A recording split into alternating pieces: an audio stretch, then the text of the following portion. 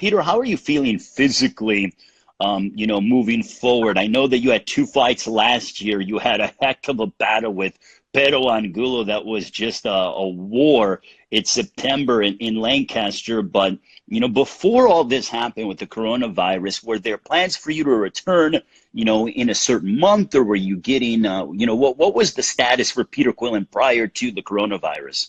Well, I was definitely looking at, clear my name up with the loss with Angulo and move forward with another rough fight to see if I belong in this sport for any time longer. I think at a point where you sit around and box for such a long time and that's all you know how to do, I think the best thing you should do is to look about other stories about people that was in a similar situation. And I get to see a lot of greats that get to perform on their own merit and retire, and everybody got a different story. But my story is just to be able to get closure with myself, as in what I started, to finish off like a strong fighter and, maybe ride into the sun soon.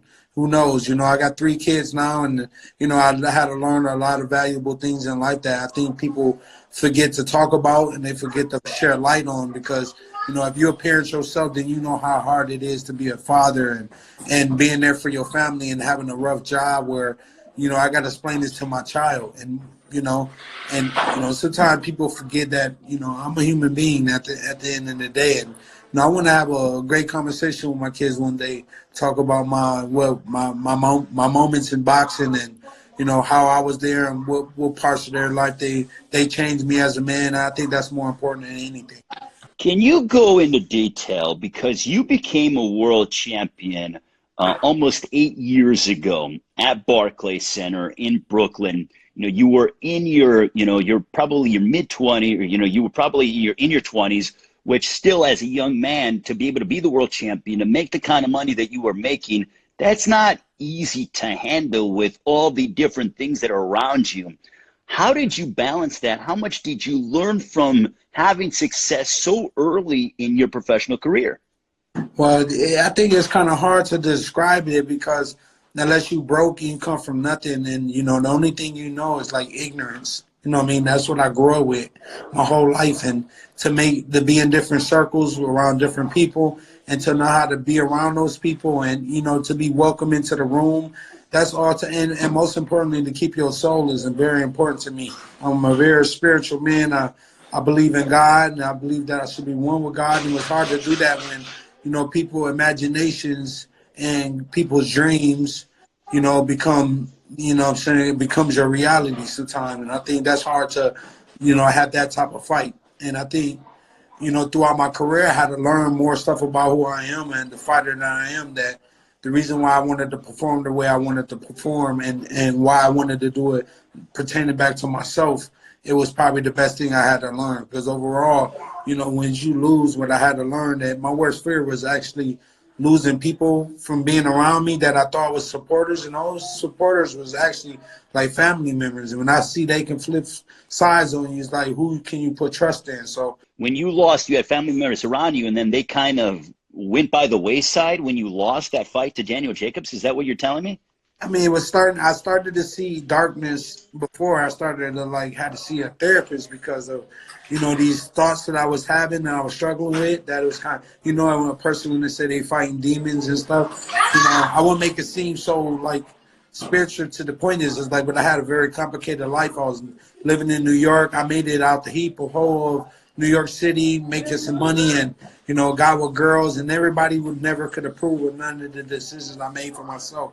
Especially when it comes to being a boxer, what kind of fighter I am and why I choose to be that fighter. And, I always had a person that had their hand on me, but after a while, that hand started to become more like a control stick, you know what I'm saying? And when you start making money and people around you, some of these people were the people that was telling me that I wasn't going to be nothing before I got to be who I was, by, boxing, but they were telling me I ain't going to be, or whatever they be. And those same people, when I won a world title, was telling me that I knew you can do it. And those people were my family members. And, to be able to, make some money off of just your body and your skill alone, because a lot of people, especially with college degrees, they go into schools and they get a mindful kind of job and they make a lot of money. I was making a mindful job, a lot of kind of money with a physical job that was basically hard on the mind, you know what I'm saying? So through everything, I'm glad I never lost my soul and who I was as a person through all those struggles. Peter, how much do you miss boxing? Because, look, I'll be honest, we have missed 2 shows when it comes to Premier Boxing Champions, and I miss the heck out of it, man. I mean, I can't wait to get back ringside, watch you guys perform and do what you guys do, because there is something special about being a prize fighter. It's one thing that you guys are boxers and fighters, but when you are fighting at this level, the level in which you perform at, and I'm fortunate to be ringside at, it is being a prize fighter. How much do you miss boxing and mixing it up in the gym and everything else, even though you've had a career that has spent over a decade? Well, I think it's really well. I think what we have to do right now is to deal with reality. The reality would tell me that I need to be in the crib and I have to make sure I'm doing something that's going to basically help the situation. But I'm still trying to find workouts around my home, including my family, get as much family time as possible, and, come together with my wife, see where we stand together as a couple. And, I think everything happens for the reason why it does. And, I'm going to have to just go with reality right now and just, I'm going to miss boxing, but with a sense of mind and saying, am I trying to be the better boxer right now and make the decision I need to be making for my own self and my own career? And at the same time, know that there's a lot of fighters out there that's probably not able to fight and pay their bills right now and be able to pay for their things right now because everything is shut down. They don't know when their job will start again. I think that's reality, and I have to pay for those fighters. And you see my daughter, right? Yeah, absolutely. And how old is she, Peter? Tell her, how old are you? Why can't you stop? I'm 3. Tell You're 3? Tell them the message. Tell me the message. What's the message today? Today is the day that the Lord has made to be glad and rejoice in it. Today is the day that the Lord has made to be glad and rejoice in it. And my brother's 5. Yeah. Your brother's 5? Uh-huh. Now, Peter, this is your son who has, I believe he has an assortment of reptiles and everything else. Am I correct on that? How many animals? He got 30-something animals. He got a toucan, he got a parrot, he got snakes, he got 2 lizards, Uromastyx, and bearded dragon. He has a ferret, 2 ferrets, and a bunny. Wow, man, and he got pigeons. He seems like he's on his way to being a zoologist later on in his life, Peter. Yeah, but why you got these many animals? Tell him. Because I love them. You love them? Oh, wow. You love them. What you love, babe? I love that bunny. You love that bunny? Yeah. Peter, being a father, how much has that, when it comes to your boxing, you seem a lot more at peace. You seem very relaxed. That's one thing that I take away from your journey as a father, because you went from being a prize fighter, you're still a prize fighter, but then transitioned into being a father. How much has that changed your life? Well, it's to put things why I'm fighting in perspective, I'm teaching my kids how to be fighters in their own right, you know what I mean? I'm trying to teach my daughter, what do I teach you? Who am I? My superhero. I'm going to be her superhero. And I got to be my son's best friend. So that's just fight on within this home. Be my wife, make sure that she's a real partner and she's somebody I'm loving. So, more importantly, this makes me a daily fighter because I put responsibility on why I do things. So for me to step in the ring, I got to make sure that it's worth it and make sure that the time is right. And, everything will be marinated by God. You know what I mean? So I'm doing this, giving it all the claim and all the glory back to God. No matter what, you know what I'm saying? Because I can only be remembered for so long until I'm forgotten. So when I'm doing this, I'm gonna make sure I'm inspiring those who really listen to my story and what I'm fighting with to be a better fighter for their own self. And if you're just a regular person going to a regular job, I want to just tell you, don't give up, keep fighting the fight because the victory's already won. Well, Peter, let's discuss the super middleweight division. Is this the weight class that you are going to campaign at once all of this is hopefully behind us in the very near future? 168, is that your weight? Do you want to go back to 60 Where's your mindset at, or are you not even thinking about potential weight classes right now? Well, I got to think about that. You know, what it is for me is like over my career, my weight has been a problem. You know what I'm saying? I've been moving up from 160, and I used to come down. When I fought Danny Jacobs, I came down from 195 pounds. Wow, You know so what I'm you saying? cut 35 pounds to make weight. Yeah, yes. Damn. And then my last fight was like 206. So, you know, those numbers get big. Yeah, I guess outside of boxing, when I post it, I got to train like I'm getting ready for a fight all the time to stay in that shape. It's no immediate. So I may have to figure I may have to move up in another weight class. You know what I'm saying? Who knows? But I'm bringing my weight down to 185 pounds. And from there, I want to make decisions about what I do next. So is it possible that you would fight at 75, or is it, or Yeah. are you more thinking more 68? So 60 is now a thing of the past. Yes, I cannot make.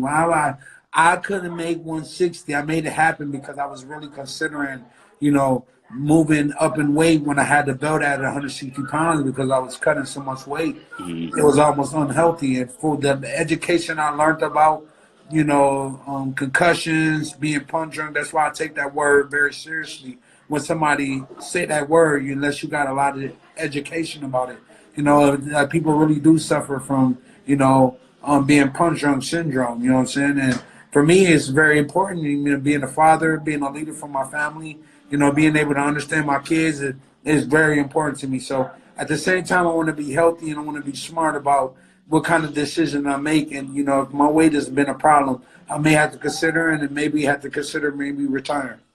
Really? So it is. So you're saying that potential retirement then, if That things don't. if it don't get into order the way it should be, you know what I'm saying? Like if it's hard, you know, like I said, it costs a lot of money to make sure like you create a lifestyle. Say you create a lifestyle. Look at the ratio of people, fighters that retire broke without nothing. You know what I'm saying? Mm, They put a lot of money into they sell, which I do agree that you should do, but I think for the most part, I'm trying to just create the lifestyle that I can basically afford with the time that I got and the money that I have and the investments I have made in my career to make sure that's something I'm able to do as a lifestyle more so.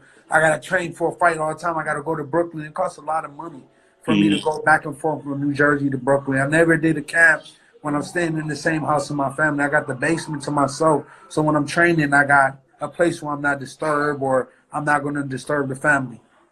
I would say the hardest thing to do, you know, being a boxer is setting, doing what you want to do because everything's been worked on such a schedule and routine to it that, you know, when I really decided to like leave San Francisco to move back to, you know, where my family live, I've been away from my daughter for like almost 2 years, not living Wow. in my same house. And I was like living in apartments and, you know, not here with my family. So it put a strain on me and my wife's relationship and, you know, like I had to make decisions, and the decision had to involve me with my family and also with my, you know, with my career. So like now what I'm saying is like when I know how to be responsible for my house, I use my house as my office, and I just make the sacrifice to go to Brooklyn, which I had to hire a friend to help me and drive back and forth from New Jersey to Brooklyn every day, which is a lot of money because of the tolls or, you know, Hmm. I'm not taking on, if I'm doing 3 sessions in the city or 2 sessions in the city, I have to, you know, be at my friend's house for the amount of time and then come back home and crash out and do it all over again. Hey, Peter, and I will have to say that, I definitely want to see you from a selfish perspective, having watched your career, want to see you in that ring 1 or 2 more times, my man, because you always bring it and leave it inside that ring. And it's like, you got to have a swan song, my man. We can't go out like this. Yes, But sir. again, you're the only one that can ultimately decide that. But from a selfish standpoint, want to see you in that ring at least 1 or 2 more times. Thank you, my brother. I appreciate you. Stay safe, Peter. Greatly appreciated. God bless you. For all the best boxing content, follow PBC on Fox on Twitter, Facebook, Instagram, and YouTube.